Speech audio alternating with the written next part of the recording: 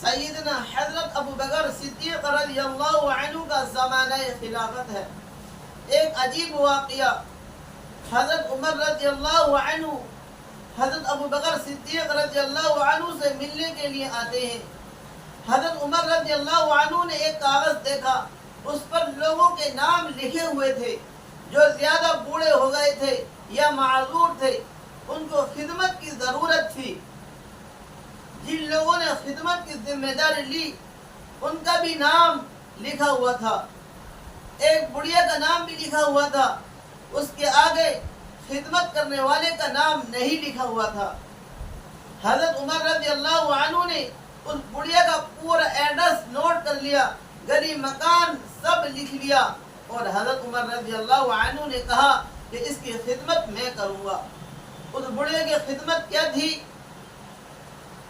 برتن دھو دیے، جھاڑو لگا دی، پانی لا کر رکھ دیا تاکہ بڑھیا پردے میں رہ کر زندگی صحیح سے گزار سکے۔ یہ بڑھیا کی خدمت تھی۔ حضرت عمر رضی اللہ عنہ اگلے دن فجر کی نماز کے بعد اس بڑھیا کے دروازے پر پہنچتے ہیں، دروازہ کھٹکھٹاتے ہیں۔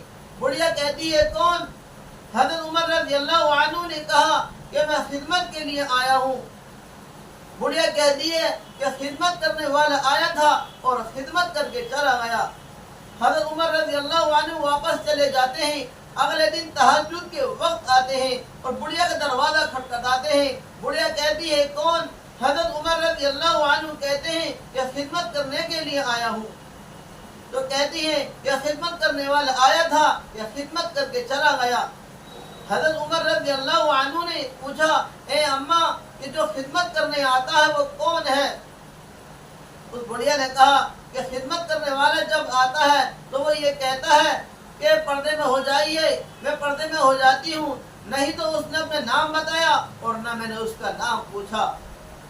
حضرت عمر رضی اللہ عنہ نے کہا کہ اس کی صورت، اس کا قد کیسا ہے؟ بڑھیا نے کہا کہ نہ ہی تو میں نے اس کی صورت دیکھی ہے، نہ ہی اس کا قد معلوم ہے، وہ صرف خدمت کے لیے آتا ہے، جب سب کام کر لیتا ہے اور وہی آواز دے کر چلا جاتا ہے کہ پردہ کھول لیجئے اور دروازہ بند کر لیجئے۔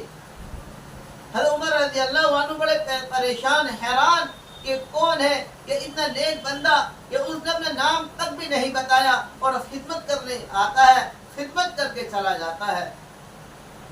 تو حضرت عمر رضی اللہ عنہ اگلے دن عشاء کی نماز کے بعد اس بڑھیا کے دروازے پر کھڑے ہو گئے، اس بڑھیا کے آس پاس، دروازے کے آس پاس کھڑے ہو گئے، یہ دیکھنے کے لیے کہ میں دیکھوں گا کہ کون ہے کہ ایسا نیک بندہ جو اپنا نام تک بھی نہیں بتاتا یا خدمت کر کے چلا جاتا ہے۔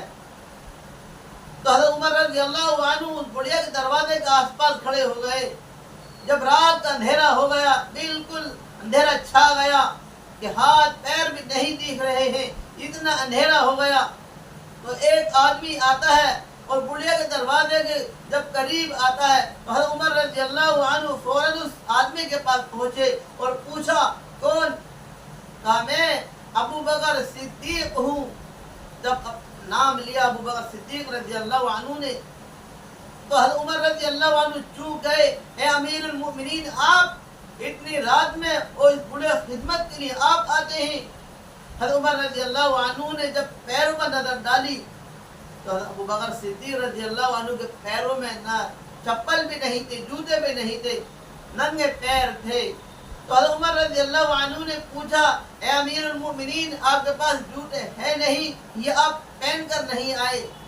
تو حضرت ابو بکر صدیق رضی اللہ عنہ کہتے ہیں، اے عمر، رات کا وقت ہے، رات ہو رہی ہے، یہ سب لوگ سوئے ہوئے ہیں، کہیں میرے جوتوں کی آہٹ کی وجہ سے ان کی نیند میں خلل پیدا نہ ہو جائے، اس لیے میں جوتے پہن کر نہیں آتا۔ دوستو، یہ احسان کرو تو ایسا کرو کہ کسی کے اوپر احسان مت جتلاؤ۔